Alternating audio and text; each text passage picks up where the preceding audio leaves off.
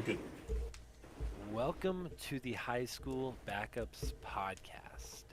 Normally, it's episode 45, and normally that would be a funny joke. However, this is not a start as to which I am going to bring a ton of energy or going to bring a ton of happiness and whatnot that I normally feel like I would. Um, so I'll just get right into it. Last night, we saw one of the scariest things we have ever seen in our sports history, our 25 maximum years of sports history that we've been watching. There have been many scary moments for many players, broken limbs and concussions just as recently as this year, and things that we never ever thought or wanted to see on such a large scale.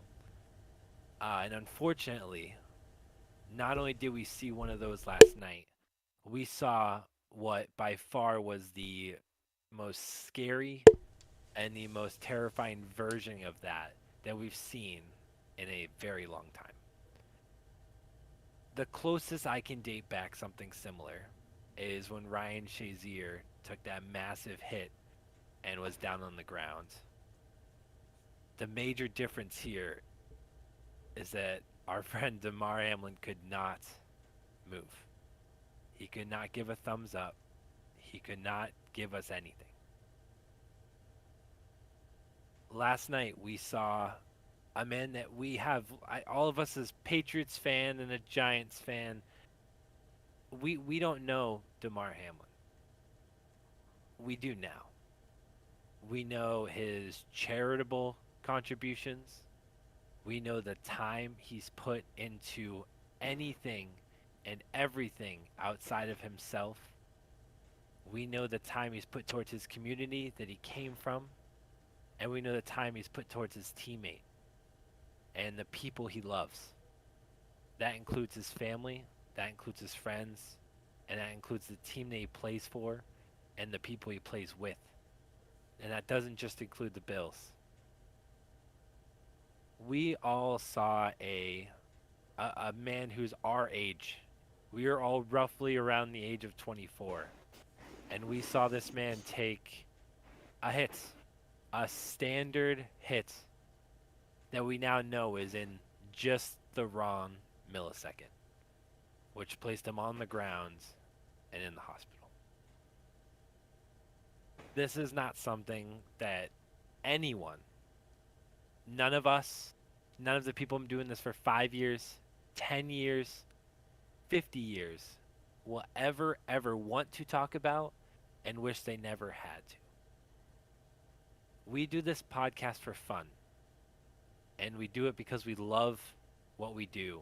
We love talking sports.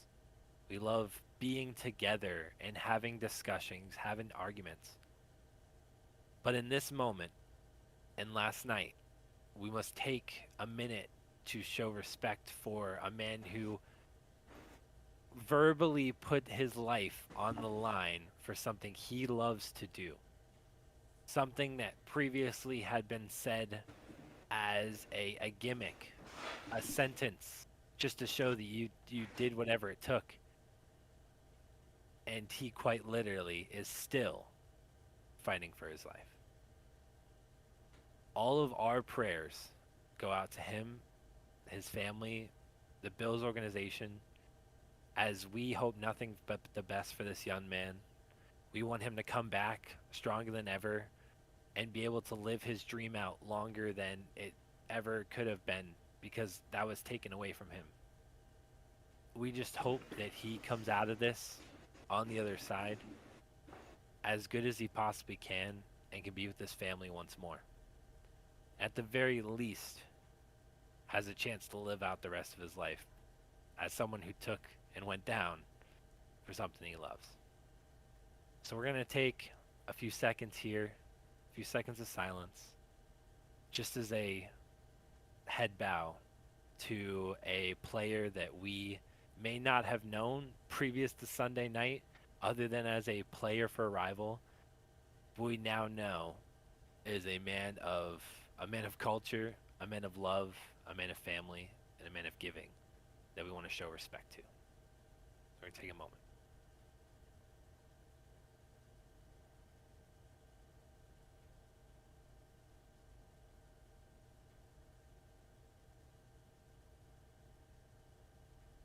Okay.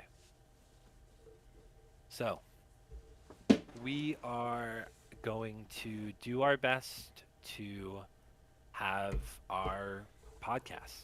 Um, this isn't anything to us other than we still want to provide content and we still want to be a part of the sports world for the next hour or so. However, that does not take away from the significance in our lives or anyone else's for that matter of what happened last night. I will also mention while this young man is fighting for his life, there's also a very large extreme sports figure that did lose his life yesterday. Ken Block did pass away yesterday in a snowmobile accident. Um, of course, I do understand why it is not being as publicly talked about. Not only is he older, not only is he in a much more televised part of what is going on. However, in my life, as someone who watched Nitro Circus, as someone who loved X Games and these extreme sports and rally racing, Ken Block was a piece of that. Uh, and so I think it's equally as important that we recognize his importance in the sports world um, as well. So, like I said, we are going to do our best to go on this podcast. We appreciate you all for taking the time to listen. This is not something we will forget, and we hope that the NFL continues to learn from things like this. As much as this isn't something they could have stopped, their priorities this year have seemed and hopefully will continue to shift in the right direction in terms of player safety and ensuring that things like the NFLPA are continuing to keep the players first. Because in one moment, it can all be over. Okay, so it's never easy to move on from something like that. However, we would like to move on to kind of what else is going on this week. Um,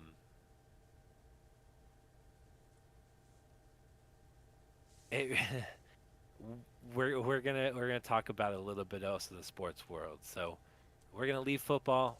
We're gonna let the NFL figure out what they're gonna do. It's not our decision. We have no opinion.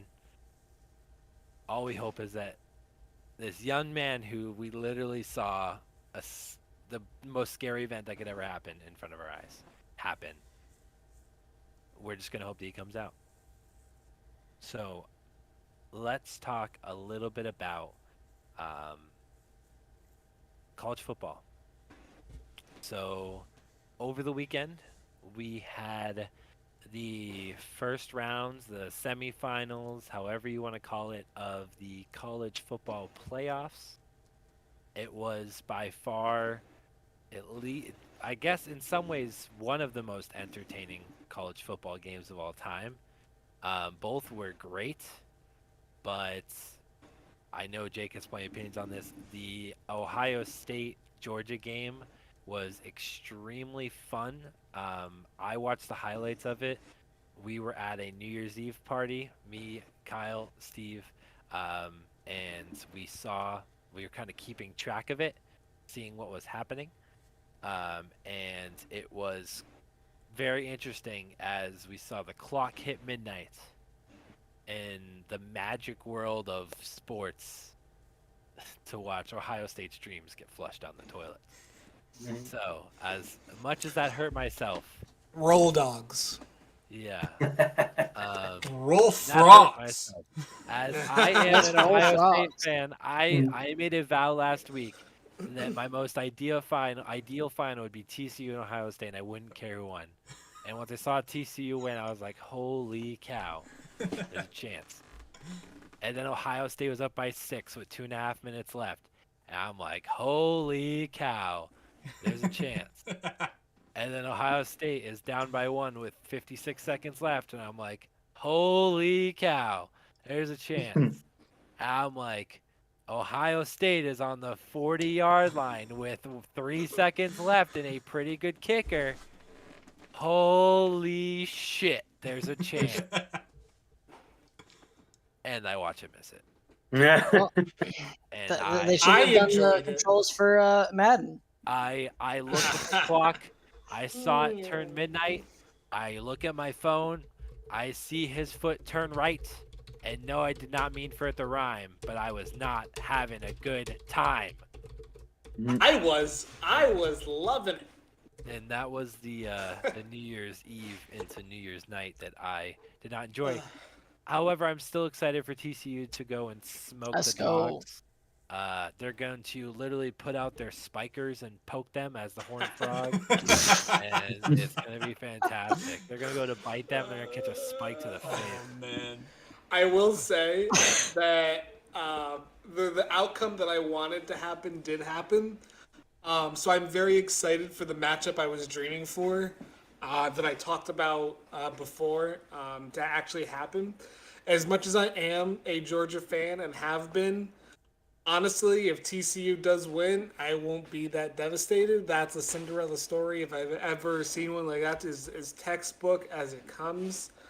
So whatever the outcome, like it was for Nick, if it was Ohio State TCU, for me, whatever the outcome, I'm going to enjoy the game. That's definitely where it would be for me watching it. I mean, personally, I kind of like the idea that, I feel like I don't watch a lot of college football, and definitely I see a lot of Ohio State or Alabama or Clemson kind of taking over. But no, what do we have coming up? We have frogs coming in and taking the league by storm. And this is the kind of random stuff that I love to see, because I know I've heard complaints before that depending on the program that college football may always be the same few programs coming in here and there throughout the playoffs, but no, it's TCU, right? Yeah. What is it? Yeah. The Horned Toads? Horned Or Horned Frogs. Frogs? Just horned frogs, yeah. Their like call sign is the Hypno Toad from Futurama. Like they made Oh it my- purple and it's so cool. Which is funny, actually, because a fun fact: there are species of poison frogs that Amazonian tribes thought caused hallucinogens and visions and stuff. As it turns out, it was their body reacted to toxins and them luckily not dying. Fun fact. But what's interesting is the fact that some of the most pound for pound venomous animals on the planet have to be tiny poison dart frogs, and I think it's so funny that a team you don't expect to be so deadly has their mascot be a horned frog, which makes me very happy to see. Or the cane toad in Australia. Oh my god. True, kills- cane toads it just kills- eat Okay. everything. Okay, so And it since kills we're- lots of dogs, by the way. It Shifting kills back lots to of dogs. sports. Look, I gotta talk about this. Mhm. So there was 2 targeting calls. I'm pretty Yeah. sure 1 in each game, One Yeah. each, yep. and I did not see the TCU one. So I'd love if someone could shed light on that. However, I do that. did see the one on one of the most explosive players on Ohio State. The most explosive player in the country. Mind about who you're talking about. I saw him get absolutely plastered. And in the light of everything going on, obviously, not even relevant to just last night, this whole season, how could you not call that helmet to helmet contact targeting? I don't. didn't see the So Georgia from one. it depends. Andrew, go Ohio ahead. State Georgia won. Depended on the angle you saw it at. From the angle where the receiver caught the ball and the player from Georgia coming in and making the hit, it looked helmet to helmet. But when you look from the backside of the end zone, it clearly shows a shoulder to shoulder contact. There was no lowering of the crown. There was it was like a very smidge, like if it was so close to it not being one. And I think they lean more towards it because replay showed it being from that angle that it really wasn't, but it was a hard hit, and it was clean enough for them to not call targeting. Listen, From what they saw. all I really know about the Ohio State Georgia one is that it knocked Marvin Harrison Jr. out of the game. And honestly, that was probably the turning point in the game because Marvin Harrison Jr. is quite literally the best receiver in the country, and he is constantly having 5 yards of separation. And I believe that Georgia outscored Ohio State like by at least 14 points from that moment on. And that's a big turning point in the game, never mind a missed kick. But like, that's just absolutely asinine. Nick, to the one in the TCU Michigan game, I think it makes less of a difference. Michigan was already down. It was the last play of the game, or one of the last plays in the game. Yeah. And TCU's defender, 100% helmet-to-helmet hit. It was a turnover on downs. Michigan was at their own, like, 25-30, somewhere in there. And they would have needed a Hail Mary of 70-plus yards to win the game, so it makes less of a difference, but still should have been called. To address this TCU-Michigan game, not to take away from anything TCU did, they went in and they absolutely shocked the country, humbled Michigan. Straight up humbled them. Max Duggan is a dog. TCU's backup running back who was in, I forget his name, had over 100 yards rushing on a Michigan defense that had been very stout all year long. There was a stat. Michigan had been allowing 5.7 points per game in the second half, and I think TCU put up like 30-something. Absolutely ridiculous. Great for TCU. Absolutely loved it for them. Really hope they win the national title just because I think that would be absolutely awesome. Michigan disappointed me. I don't know how else to say it. They came out and looked like absolute dog shit. And maybe that's more on TCU playing fast and playing really good defense. But J.J. McCarthy, at least one of the turnovers is absolutely inexcusable. Just threw it right at the defender. The other one was a nice tip ball drill. Great execution by TCU's defense. I'm very, very excited to see how the TCU-Georgia game comes out because I think TCU has taken on this approach of them versus the world. And I'm very, very excited for the national championship game. But to shed light more on the TCU targeting, Nick, it was essentially end of the game, didn't really matter. The Ohio State one that wasn't called definitely mattered more. It was a bigger missed call. I just looked at that video because I hadn't seen that one before. Because as Nick said, we were at a New Year's Eve party, so I didn't even really see much of that game at all. That was probably one of the brutalest non-calls. Like, from what Andrew said, I can understand what he was saying because when you really slow it down, it does look shoulder to shoulder mostly. But in the moment, you look at that play. I don't know if you guys saw my facial reaction, but I was taken aback by how hard of a hit that was. Yeah. Like that was intense. It was just pure like what the heck type call at the moment, but when you slow it down and you have to narrow it down to the slightest bit, it's so hard to like see it in slow motion and just be like, it's really not there. And like I understand officiating crews at that point were probably like, we see it on the replay, but it's like we can't like do this to a team at the same time. And it's just like it's one of those types of calls where it's like, do we call it or do we not? Because there's going to be backlash no matter what. And I think both sides of the ball. I think refereeing really they have to be at the top of their game whenever it comes to this kind of stuff. I know I've heard they took a while, I think, on that play. They really took a while to like review it because they wanted to make sure it was the right call that they were gonna make it non-targeting. Because it was very close. Because in the heat of the moment, it looked it. But then when you slow it down and you look at all the angles, they must have seen something where it wasn't. You know, if that's in the NFL, that's an unnecessary roughness, right? Like guaranteed. Like 100%. Because they 100%. drove him out the back of the end zone. Like that's the issue I have with this. It wasn't like this was in the middle of the field. He was in the back of the end zone. Like you had no reason to hit him this hard, essentially in the white. So I don't love it for that reason alone. However, it already happened. It is what it is. I'm not even saying as Ohio State fan as much as I am. It just sucked. Like I watching gotta him say- get drove into the grounds. Like, Yeah. wow. But that TCU Michigan one, he was already wrapped up on the ground, and you had no intentions to like dry your head into the back of him when he's already wrapped up and already gonna be down. Anybody got TCU Georgia predictions? That's the real question now. Give me TCU all the way. TCU. God, I'm a Bama fan. I want them What? to destroy Georgia. No shot. Jake, we have to go back to the tape and see what we talked about in the playoff preview that we did. Like what, almost 2 months ago now? It's awful. It's bad. No, I do remember saying. I don't think I said TCU in the final, but I did say TCU. I think is gonna have a good shot at getting there. I think If they want, I think I had 2 out of the 4 schools right because I put USC. I think you also might have had 2 or the 4, or you might have had 3. because I know I said I wanted TCU, and I think I said I think I put them there, and I think Michigan, and I think I put the Dogs because I Yeah. didn't think that Tennessee was really going to run the table. So I might have gone 3. I don't remember. We have to go back and check the tape. But if you want to go think see we that all video, put guys, Georgia. see how bad he and I might have done in that. It's on our YouTube channel. Go check it out. Yeah, I actually wanted to bring this up. A little bit more football related stuff.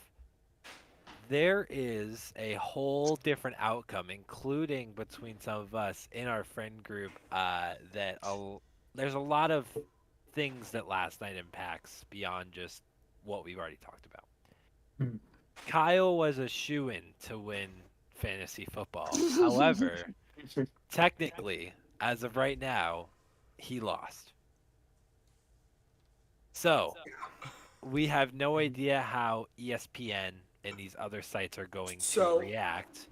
Now, Keep going. I will just. I was gonna say- will respond in a second. I figure in my head, if they're like, it stands as it is, I'm assuming we just split whatever the pot was in half between Kyle and the other person that won, because at the end of the day, it could have gone either way. I just looked. So Oh, he lost I'll be- because of that. I Yeah. lost because I essentially lost because they had to cancel the game, and rightfully so.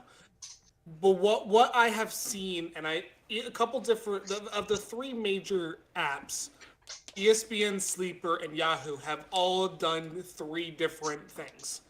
The one that we use for ESPN basically said the week for right now is the championship week 17 is temporarily not over until we get more information. So ESPN basically said the outcome is up in the air until we get more information. Sleeper did the complete opposite. Sleeper basically just said the week is over. The week is over. We'll get more information when we get it, but in the meantime, the week is over. If you lost, you lost. That's how Sleeper handled it. And Yahoo's like, yeah, we don't know what we're doing yet. We're just somewhere in the middle. Is basically what Yahoo's doing. But the way I was looking at it is, to me, fantasy football just doesn't matter that much. Yeah. In real hindsight, like, it's something we do for fun, you know. Whether or not we all decide what happens with it, I don't just care. thought it was I'll be honest. interesting, I that it was agree. one of the things that are impacted by this much I larger, agree. more important event. And there's a lot of things. It's For definitely something that is interesting. I definitely also- thought about today when I was kind of done filtering most of my emotions about the fact that we have no idea what they're going to do, and the Patriots play the Bills next week. Right. Right.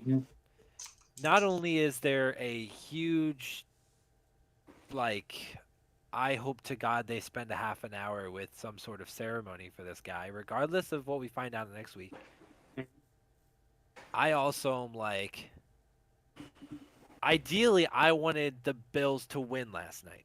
I wanted the Bills to win and the Chiefs to lose next week, so that the Bills are first seed, so that the Patriots should have an easier game to get to the playoffs.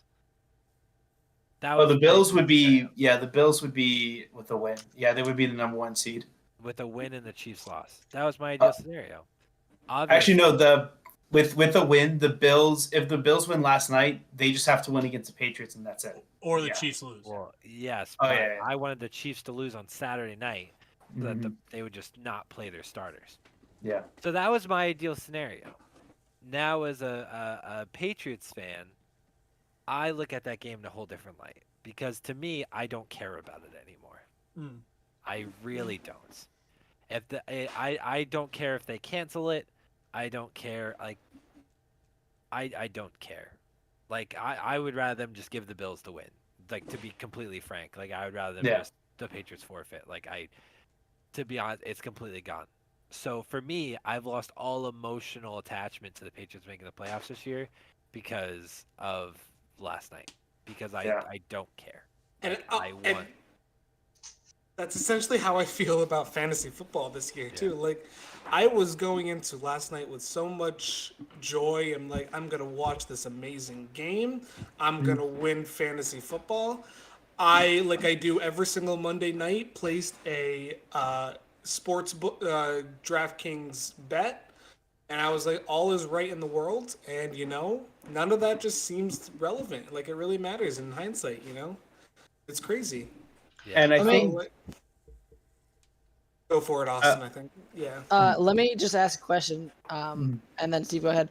Do you Yeah. guys think that they should, as of now, the NFL has said there's a couple things they may do. They may play the game like maybe even next week. They're not sure. They're probably not going to play it this week, is what they've kind of said. They've already because said they weren't they playing. did. it. Okay, so last Yeah. time I Yeah. looked, they hadn't said whether or not they were going to. They said They most likely officially said they weren't. Yeah. Okay, so they're not going to play it this week. Do you think they should play it next week at some other point? Push the whole, which I don't even know if they could do this, like push the schedule back for the playoffs, because I don't know if they can do that Mhm. because of the Super Bowl and things like that. There's so many things they'd have to push around. It's almost not really They fair to can. those people. They can. It would just they'll suck get for rid of the everybody. Pro Bowl. Yeah, okay, you could do that and stuff like Yeah. that. But if they switch the dates and things like that for the Super Bowl, it's like all the people that are trying to come there, that have tickets, all the other things, it's just it's a huge thing. Not that it necessarily shouldn't be. Should they just make it a draw between the two teams? Can I take this? That's what I think. I think they should just make Yeah. it a draw. I was gonna say Go the same for it, thing. Jake. I was gonna say the Yeah. same thing. I think they should just make it a tie. There's no reason to play that game. I like at this Other point, than that money is- at that point, right? But like In at this- this point in the grand scheme of things, that W and L just doesn't matter. Give them a tie. I agree. Be done with it, and like that game just does not matter. What happened during that game matters. Yes. Right. Like my opinion is, if they were even going to play it, they should have kept the Buffalo Bills in. Were they were in Cincinnati, right? Yeah, they're in Cincinnati. Right. So they should have just kept them there until. I'm not saying they should have played it today, but just in some idea, like keep them there for a little while extra, maybe a couple extra days to see if they could. Maybe he, like came through today and was very like a lot healthier and was awake and able to be like, okay, good, going forward. Where the players would feel like they can now go out and play because their boy is doing better, their teammate, their brother. I don't know if you guys saw Ryan Clark talk about it last night, but anyways, that's my feeling. Is like if that kind of happened, then maybe they could go. Otherwise, to me, just give me the draw and we're good. The only Yeah. problem with them staying longer is one, it is a big logistical uptaking just for the players to stay behind. You also have to remember that a lot of the times, because of where it's they're in Cincinnati, they most likely drove all their equipment. So all of their equipment staff and a good number of their coaches probably traveled the same day. So it actually would. I think it honestly would be a logistical almost nightmare, basically, to keep everybody for that week. I honestly like the idea of a tie only because it respects both of the teams, whether it be for just a morning period or really just a second for them to rest because of how highly emotional and honestly traumatic this experience. Because this is the same as one of us going through the situation in our group. So I personally love the idea of a tie. I think a tie still gives them playoff hopes for the number one seed, if you want to cover all of that, but also it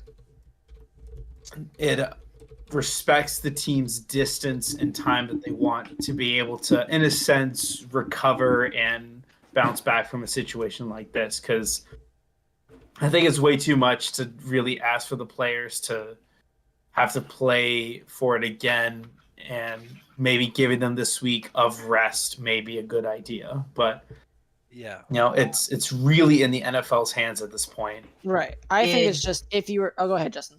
I was gonna say, did DraftKings or any of the other betting companies Yes. put anything out about it? Yes. So what DraftKings did, and I'm not sure about the others because I don't do any of the others, but DraftKings fully refunded, they at least refunded my bet. I can't speak on behalf of other people's. Mine wasn't really monetarily large compared to what I know a lot of other people do. I do it for fun, not for a job, essentially, like I know a lot of other people do. So I know DraftKings refunded mine. I don't know about FanDuel. I don't know if DraftKings refunded everyone else's. There hasn't really been any other statement other than I saw it in my DraftKings account essentially this morning. Not this I would morning, this assume so. afternoon. This I would afternoon. assume so, Kyle. To be frank. I would too, but I don't know 100%. I also would assume so as well, but Yes. you don't know. Okay. So we're going to move on from the world of football as a whole, and we're going to, unless we hear about something in the next 30-ish minutes, we're going to talk about it again next week when hopefully we, as well as the whole world, has some more information on every front. So let's move over to something a little bit brighter that happened this weekend. The Winter Classic happened in Fenway. It is the first time they hosted since 2010. Okay. Can keep going. Kyle was doubting my knowledge. I thought you were saying first time ever at Fenway, and I was like, that's not true, but keep The going. first time they hosted a Winter Classic since 2010. Where 2018 they hosted. I don't think so. Or 2017. One of the I two. thought I They saw hosted something at about a Gillette. game. Yeah. They hosted at Gillette. Oh, At one point. I was talking But about anyway, Fenway, but it's fine. Okay. I thought you were. Fenway, I'm getting 2010. sidetracked. Keep going. Not only did they host in Fenway in 2010, but Charlie Coyle, the fellow Bostonian himself, was at that game, which they showed live on broadcast a picture of him with his friend at the 2010 Winter Classic in a Bruins jersey. So Which that is was pretty amazing. funny. I really wish he would have scored for his sake, because that would have been awesome. However, the environment, as we all know, or I guess Jake doesn't, the weather was great. It was in the 40s, high 40s, low 50s. It was like kind of cloudy, so the ice stayed frozen. There was minimal issues compared to previous years, and it was a really good game. And I would be saying that whether the Bruins lost in the end or not. The whole game was really good and really fun to watch. I have Please. a little rant to go on here. Oh boy. When it comes to the Winter Classic, it's one of my favorite things that I love looking forward to every single year. It's the game. It's one of the very few times in sports where no matter who's playing, I will watch it. It's one of the best times for me. It's one of my favorite times of the year. And with the Winter Classic, to me, it's getting old. The same teams getting used. Don't get me wrong. I thought the venue was amazing for Boston. I thought how Boston handled their jerseys and uniforms and all of their PR that they did as an organization was miles better than what Pittsburgh did. What the hell were those yellow helmets that the Penguins were wearing? Those were god awful. They were atrocious. The Penguins jerseys, it was atrocious. I'm excited for next year's Winter Classic because it will feature two teams who have never played in an outdoor game before. The NHL announced yesterday that the Seattle Kraken will host the Winter Classic will be playing the Golden Knights. Yes. So That's what I was hoping it for. will I didn't be- see that, but that's Yes. what I was hoping for. When you started It saying is, and I'm looking forward to it. When it comes to the Winter Classic, I want to see more teams involved. I don't want to see the Bruins play anymore. I don't want to see the Penguins or the Blackhawks or the Capitals. Like, I want to see new teams. There's 32 teams in the NHL. Get more involved. And I know it gets a lot harder with teams that play in the South. It gets a lot harder to play in Tampa and Florida and Miami and I wouldn't say Dallas harder. I think and it's almost impossible. well, they played in Dallas. They played in LA before. It does. Send them north. What? Just send them north. That's what I was kind of Right. thinking. Just They send them north to could. play. But there's Wait, not.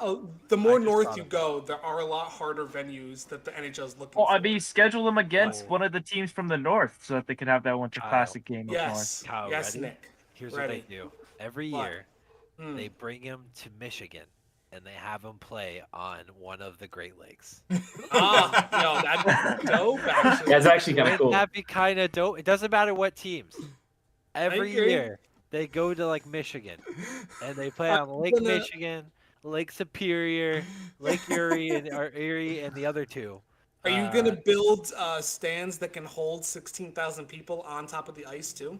Look? Now we'll just give them ice staves and stuff and say good luck. No, Lake Erie, because it has a lake monster as well. I think they'll definitely add to the atmosphere. Point being, that would be Loch dope. Ness. Maybe now that I think about it, a little less likely than I hoped, but You know, point Nick, being, it would be cool. Here's an idea. Instead of maybe playing on the lake, play in one of the most iconic sports venues that is in Michigan, that also holds the record for the largest attendance of a Winter Classic game in NHL history. Let them play in the Big House. It's iconic. It seats over White House? 100. Yes, play in the White House, Steve. It holds over 100,000 people. It has the record for the largest attendance of a hockey game ever, of the Winter Classic ever. It's in the North. Doesn't matter what teams essentially play there, right? Like, I know obviously Only like it's one Michigan team, and it's Detroit. Like exactly. Who cares Sure. about the Red Wings? Listen, yeah, they're trash. their time has come and Any gone. Red Wings We'll fans move out there, on. we don't acknowledge Kyle saying that. No, I trash. Listen, Uh, no, I'm just saying, like, I want more teams involved. Like, there are teams that obviously are more north that they don't involve enough. They don't really. Buffalo has played a couple, so I'm not really counting them. But Montreal's only Hasn't been in one. Toronto's Minnesota? only been in one. Minnesota was in a stadium series. They weren't in a Winter Classic, which the stadium series is pretty much the copycat of the Winter Classic. They just don't play on New Year's. So, but the Winter Classic gets more viewership because it's played on a larger network. The Winter Classic's played on. This Well, year was on TNT, but it Let's see normally Minnesota gets- get out there. Minnesota could host it. The defending Stanley Cup champions could host it. Colorado. Imagine being played at Coors Field, or You could have playing the at Mile Rangers High play in Central Stadium. Park. Well, that gets a little complicated because you can't really have 16,000 people watching. But like, Are you sure? even Wait, still, screw it. like, Do it in Michigan. Get 100K. I think that's a good idea, Kyle. Do it in a neutral place. I feel that they like to have a somewhat home ice, if you will. Like the Bruins were technically at home last night. By the way, they are 19-0-3 at home. Still Oh. no loss in regulation. I was watching. So when I tuned in to watch the Winter Classic, the announcer almost tried jinxing them yesterday, and I found it hilarious. It was talking about like, oh, the Bruins are 18-0 at home ice, but this technically isn't home ice. So will the Bruins still win? I did see that, and I was mad when he was said that. laughing. And then I kind of, was- when they were down 1-0, I was like, yeah, that makes sense. Like, they wouldn't technically lose at home. I'm like, yeah, I agree with him. You saw it. And then they won, and I'm like, yeah, 19-0-3 at home. Would this Right. have been at home though if they did lose? Yes. Technically, it would have Yeah. been. It that. counted Aw. Yes, All right, yes. guys, I have an What's up, idea. Steve? Wait, I want to Yes. propose something. go ahead, Steve. So You I know want to it's propose? I wanna say yes. Yes. Well, Oh. Wait, I hold say on. no. well, I gotta save up I for a ring object. first. Give me a second here, but I'm gonna propose an idea. All right. So the Winter Classic, I am all for, out of the box ideas, new cool ideas, that kind of stuff. Hear me out. Ready? You have the Winter Carnival, not in the United States, but in Mexico City. Yes. Worth. You Let's mean go Winter play. Classic? not Let's Winter Carnival. Bring go. some Winter Classic down to Mexico. I think Go to the ice because I guarantee you, people living in Mexico have not seen a frozen lake or anything at all. I think it will bring the NHL down to Mexico. It will bring them a lot of branding, and also it would just be really fun. I'm just saying. I was just gonna say, would that actually even be plausible? I honestly cold don't. how cold does Mexico get in the winter? doesn't matter. In Also the proposing a winter- name change to the Winter Carnival. Look, It also all I'm depends saying on is where that you go. all I'm saying is that the NHL also should go international. We bring them They over to already have. Sweden. They already Well, have I'm done saying that. we have a Winter Classic outside in Sweden. Speaking That- of international hockey, Hold on. Get back to That- Steve's point. all right. So another thing too. So thinking about it. So one in Mexico City, I've seen it get to about 32 degrees, but it was so cold that people were Celsius or collapsing from Fahrenheit? Fahrenheit because we Oh. did the conversion. It was 0 degrees. It was 0 degrees Celsius.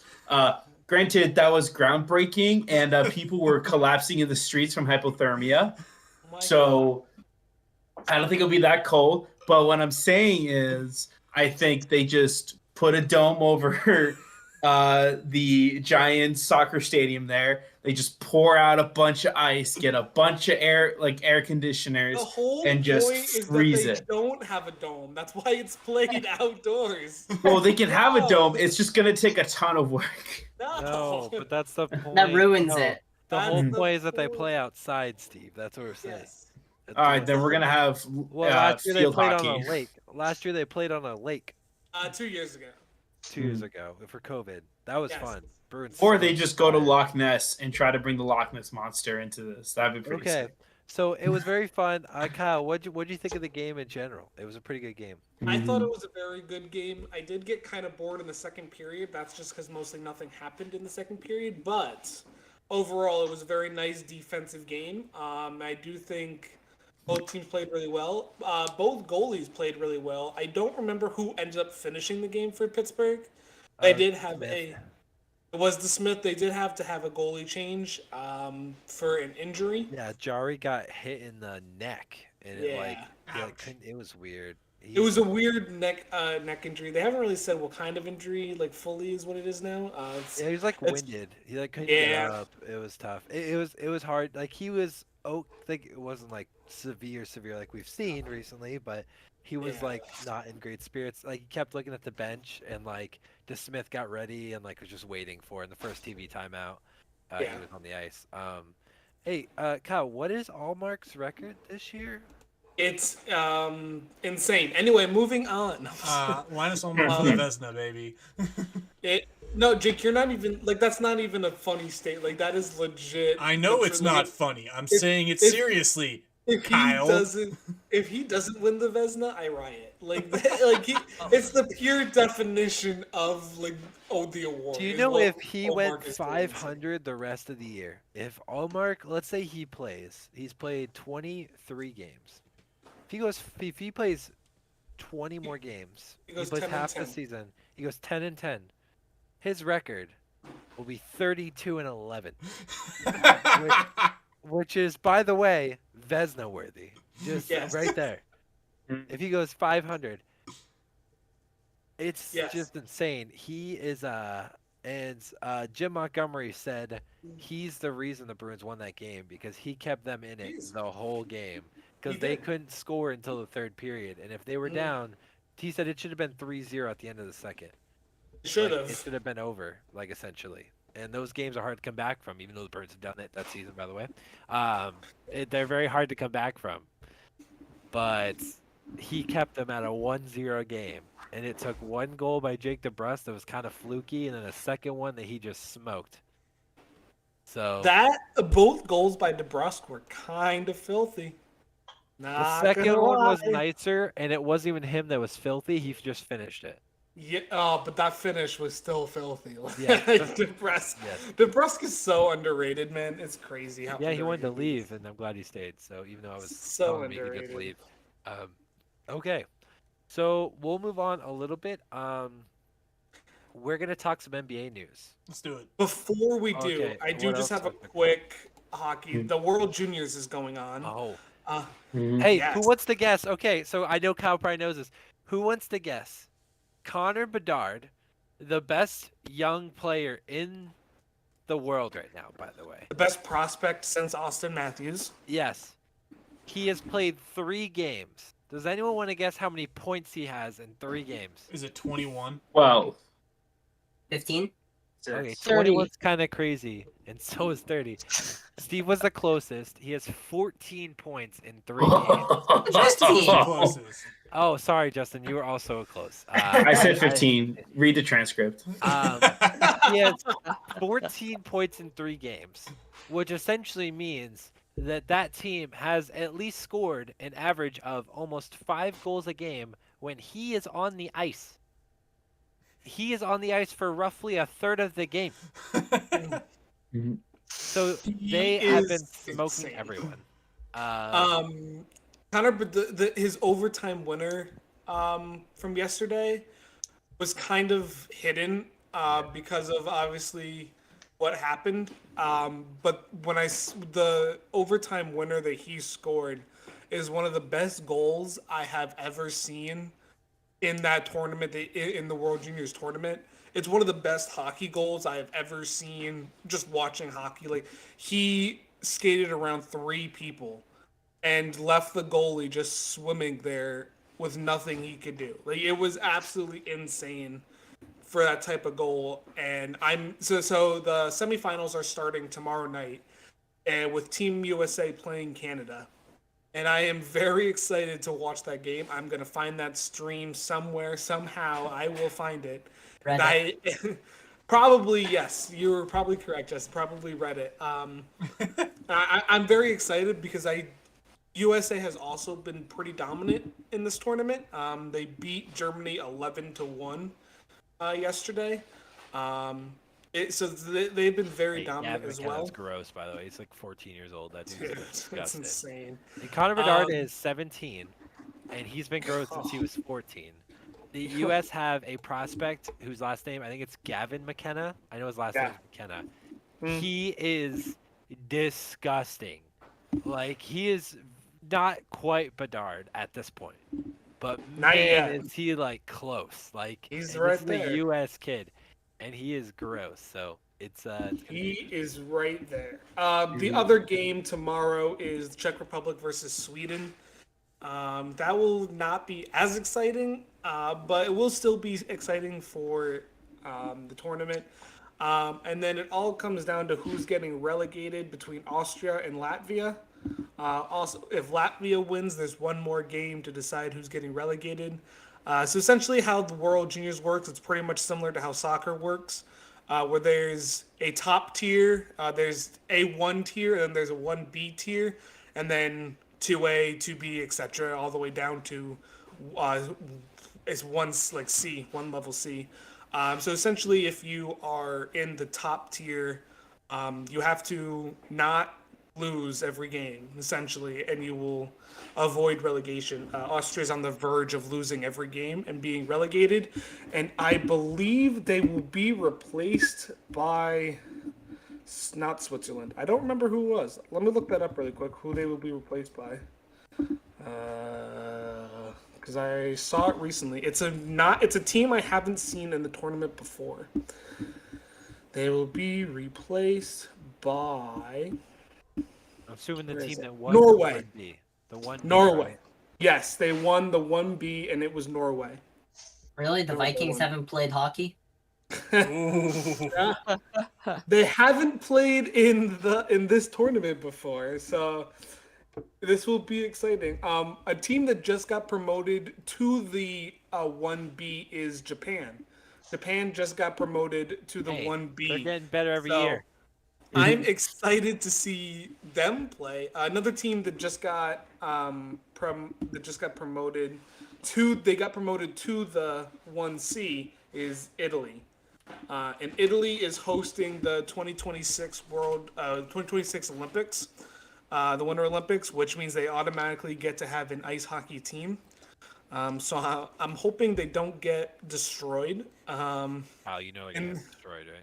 Yes, I absolutely know, but I'm hoping for the best. I am hoping they don't get destroyed. Let me be hopeful, Nicholas. Let I'll me be be hopeful. Only his mother calls Anyway. him Nicholas. It's Saint Nick Also- to you. Exactly. That's what I'm talking about. There were days back when me and Kyle were boys, where we would play Japan versus United Kingdom on NHL 2019. Yep. And, When we were boys? What do Yeah, you you're mean? not Why- anymore. Yeah, you started This is calling. past- You we're started. no longer children. We're men. If you guys know, yeah, You started calling him We used Nicholas. to you play got that, thrown and they were out. both 50 overalls. And I just remember, for whatever reason, I would always let him get the UK goalie, who was significantly better than the Japan goalie, and I was pissed every time. You didn't let me happen. It's the luck of the draw. It's hitting the B button and letting it be randomized. You, Look my Nick, ass. hold on. Let me embarrass Kyle real quick. Kyle, Oh, do you no. remember that one fraternity event we had where I No. absolutely smoked your ass? Because I wasn't did. that bad. It I was lost that by bad. 2. You lost by like No. 7. No, that was Evan that lost by It was 7. Evan. I lost by like 2. I wasn't that bad. It was that bad. It wasn't that bad. I- It was I bad went- because I was talking a lot of shit, and I was like, "Oh, I'm gonna absolutely smoke this kid," and then I was down like 5-0 going into the last period. And I had Yeah. a small comeback, but just fell short. Is basically what happened. But Justin, still. this is true. I am undefeated playing anybody in our fraternity or this chat in NHL, and I will gladly Yeah, uphold for the title now. on 23. For now, let's go. You haven't oh beat me, Jake, and just I'm wait till better- we play, and you're only gonna get I- penalties. I'm better than Kyle and Evan. Oh. And I played Let's Kyle challenge 100 that, times. Nick. Let's Nick, challenge. I played that. you will- 100 times. And I beat will Kyle play a lot you better. in NHL 23 whenever you are ready. Okay, I'm ready right now. Let's Uh, go. Oh, Let's go. challenge. Well, I haven't played in a bit. Speaking of that, this is the last point I'll get on the hockey. I actually played NHL 13 with my fiance's brother. I played a few games. That game is so freaking clunky. I couldn't deke. I couldn't cut NHL Why is he 13, playing what a NHL 13? throwback. because we're playing on the PS2. Xbox 360. Oh, 360. Oh, was big 360. sad news. My NCAA 14 broke today. I'm real mad about it. No. I got the Oh. ring of death, boys. No. So anyways, I played that and he beat me NHL. twice, but he knew all the cheese and I didn't know the cheese until halfway through the second game, and so I went to overtime the second game. So, NHL 13, what a throwback! Yeah. Oh, I miss Claude Giroux on the. On I the do cover miss there. Zdeno Chara being bigger than anyone on the ice by like 6 feet. He so, still is, dude. yeah. Enjoy It was- retirement, Big Z. Yes. Enjoy retirement. So You know what's funny? If the chat really wanted to, if we're able to, I would totally be down to do some sports game tournaments for sure. Oh, we totally Oh, should. we have If to we figure could- it out. I know it's possible, but we could have to figure it out. One note as we move on to a quick note in baseball. Rafael Devers and the Red Sox officially sign a whopping 1 year, $17.5 million contract. It's to avoid arbitration, just like the Yankees did with Aaron Judge. And as we know, he almost went to the Giants, so that doesn't scare me at all. At the very least, I am happy that Rafael Devers is here for a guaranteed 1 more year, which we already kind of knew. But at least he'll be getting paid a little bit more fairly. So that's all I gotta say, other than I hope to God they decide to keep him. Has anybody actually ever analyzed baseball's arbitration process? No, I know I haven't. I have no interest in I'm- that. The way it works is so interesting because you have rookies that are locked in essentially until like their 8th year of major league service, no matter what they Yep. do with that arbitration. That's so weird to me.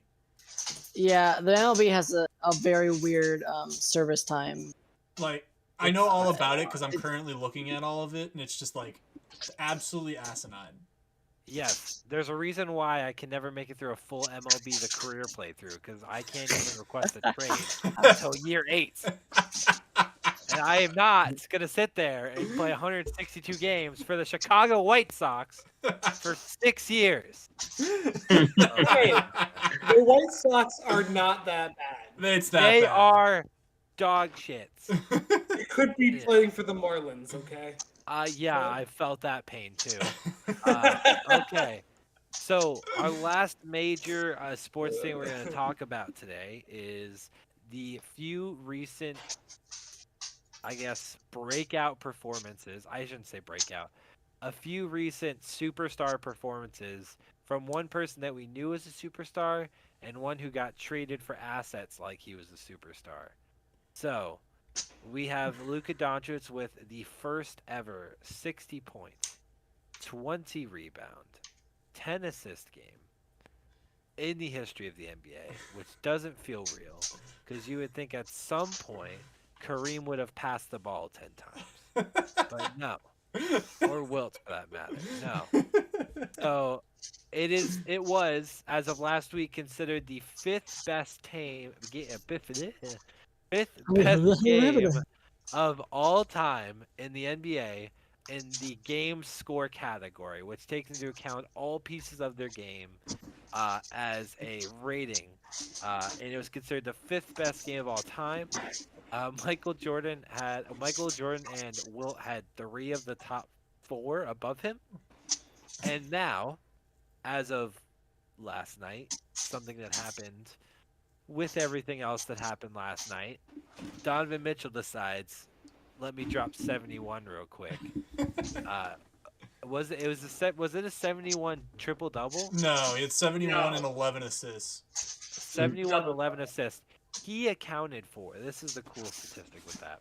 He accounted for the second most points, either scoring or assisting, to the second most points in all time in one game. They scored 154 points. He scored or assisted over 100 of them. It's just insane. Oh my god. Is he human? Like, what? Donovan Mitchell is a top 15 NBA player in the league right now. So I think he has. I think it's really funny that you said that Donovan Mitchell was traded for assets like he was a superstar. The dude's been the second best shooting guard in the NBA for like 2 or 3 seasons, right behind Devin Booker. Like, he is a superstar. You don't think Klay Thompson's right there too? No. Who also dropped Well, he was 54 also hurt last night, by the way. Dude. Clay has been prior Clay to was 2020. Yeah, was up there maybe, but like, no, he's not Donovan Mitchell or Devin Booker. I don't know if you It saw, breaks but my heart. he absolutely willed Golden State to win that game last night against what considered the top 3 best team in the West in the Trailblazers. He willed them to 54 points and almost a win against the Trailblazers. Yeah. It really breaks my heart knowing Donovan Mitchell was so close to being a Knick. It really breaks my heart. So Yeah, far. him and a lot of other free agents. Yeah, him, KD, Kyrie. I don't know if Kyrie Zion, was really that Williamson. close. Zion, dude, that Zion really hurt. Zion really hurts. But I don't know Those if Kyrie ping pong was balls. close. But hey, you know, Knicks are doing fine. He literally right now. wanted to play at MSG. That's literally what he said. Yeah. Calling Kyrie him said ping that? pong. I thought KD Yeah. said that. I thought KD said that. No, Kyrie did at one point. KD had a Pretty shot sure. at playing at MSG and said no. I don't know what you want. I know. Oh, both I of them know. did. Now that I've cut off Knicks efficiently, please keep going. Listen, Really, the only point I had to make is that we all know Donovan Mitchell is good, and like I said, a top 15 player in the league, somewhere between 10 and 15. At points, plays higher than that. At points, plays lower than that.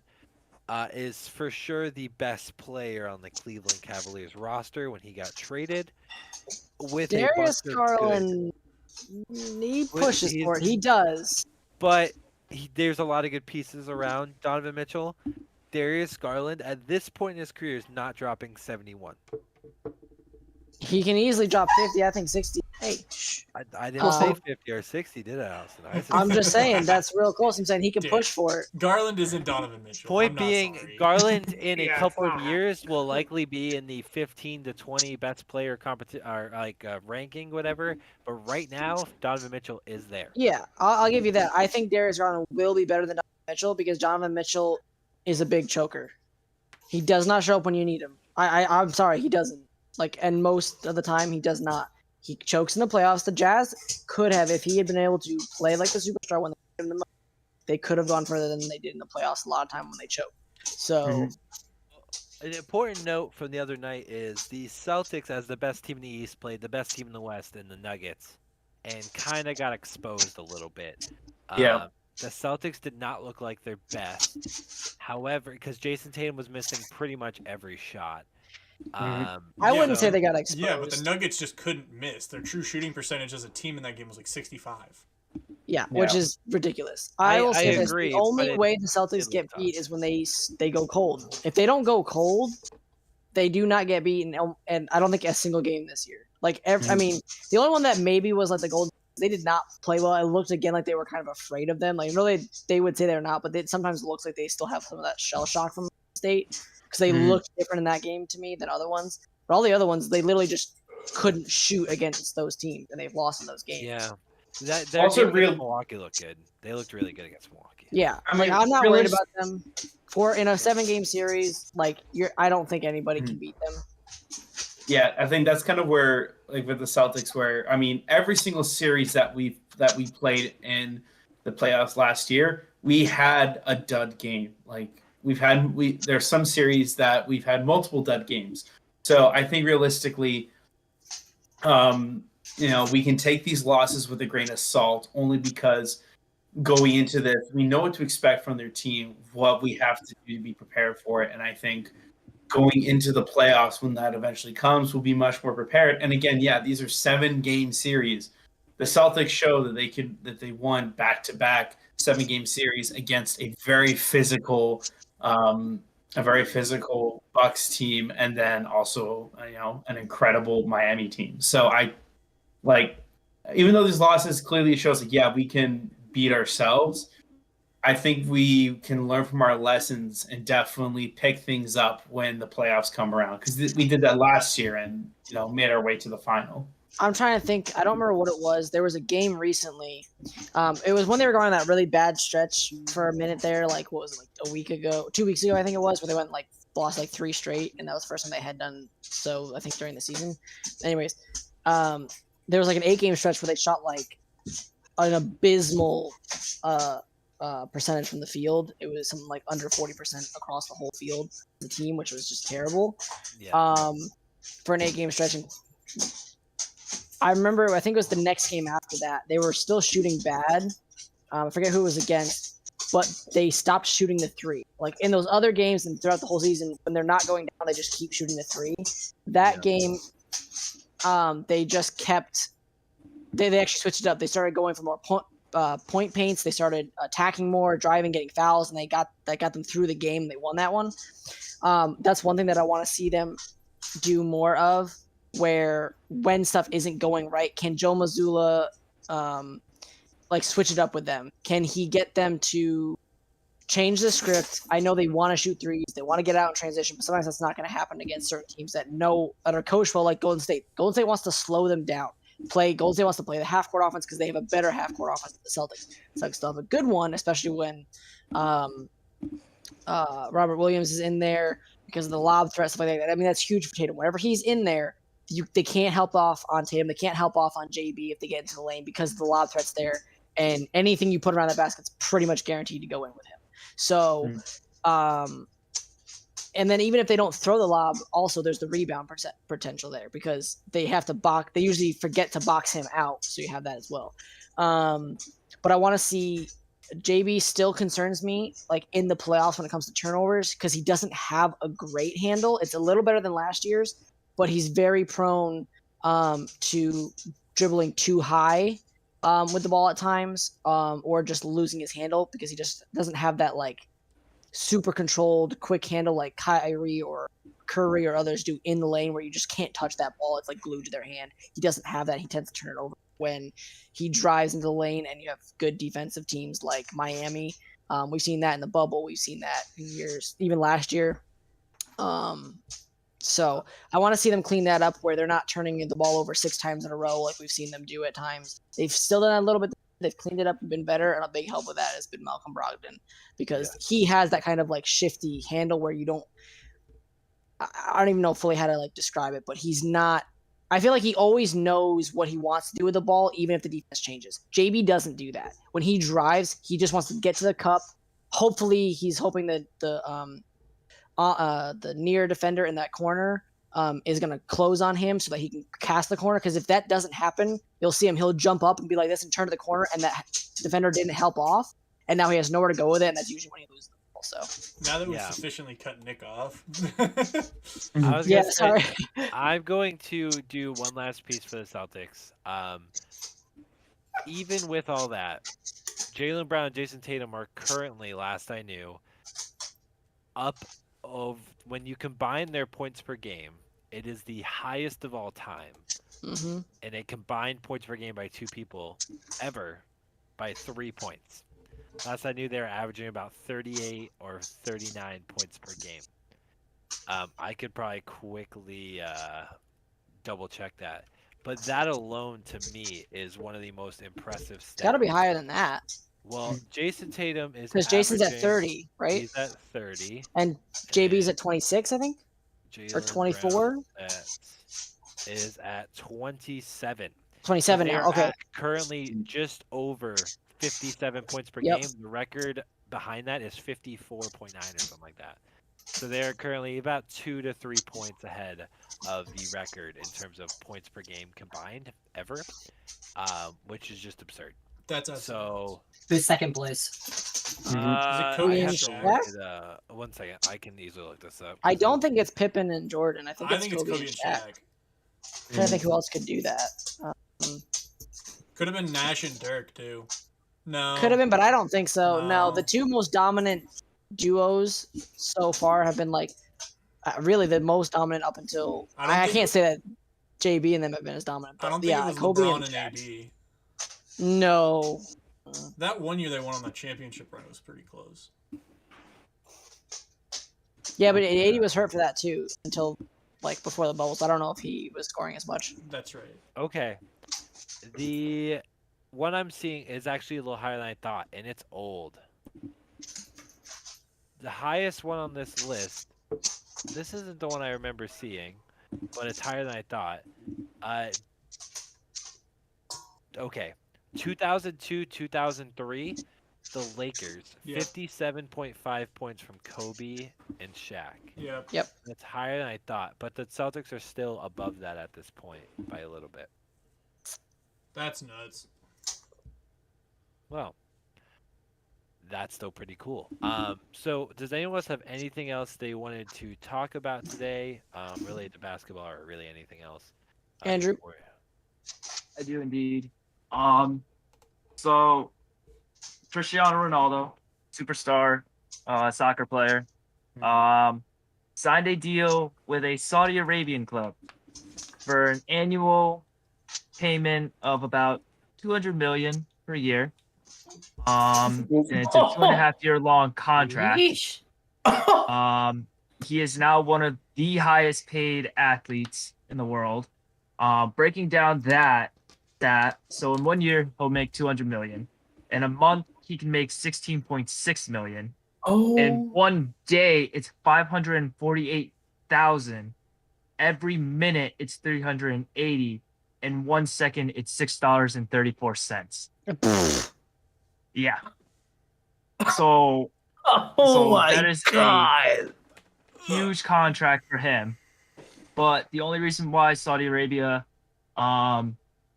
did it, a lot of it also is including like commercials and other advertisements selling and everything else amongst that 200 million. But it mainly is so that Saudi Arabia can get their bid for the 2030 World Cup, even though, you know, Ronaldo's probably going to be your biggest superstar. And then other news about that Saudi Arabian club, the guy that was wearing number 7 on this Al Nassr club didn't want to give up his number to Ronaldo. So Ronaldo's key logo and his key name for his selling brand is CR7, and 7 has always been his number throughout his whole entire career. Just about. He didn't want to give it up, so the club released that player. Ended a man's career, quite literally. Yeah. Savage. So that's Absolute a savage. huge thing. Ronaldo had also received a lot more offers besides the Saudi Arabian club. He was close to moving to the United States to Sporting Kansas City. where he would have been playing in Kansas City and would have brought a lot more attention to the United States. But needless to say, he accepted the deal to the Saudi Arabian club because supposedly in a conference he said, I had accepted this bid and I made a promise I was going to go to them. And then all these other clubs started showing up on my front doorstep. And it's just like, well, you had the opportunity to still. I've also heard in news that this deal that he signed with the Saudi Arabian club, if Newcastle United, who plays in the English Premier League, who is currently sitting at second, is qualifying for the Champions League for all of Europe, is qualified for it, Ronaldo could go on loan to Newcastle United and be playing there and playing back in Europe, which would be kind of a huge shocker to the whole entire world, because, you know, Ronaldo can't stop playing, even though, like, he's showing his age, even though a lot of players love him, a lot of players hate him. He's on that brink of where does he stand? Is he the best or is he not the best?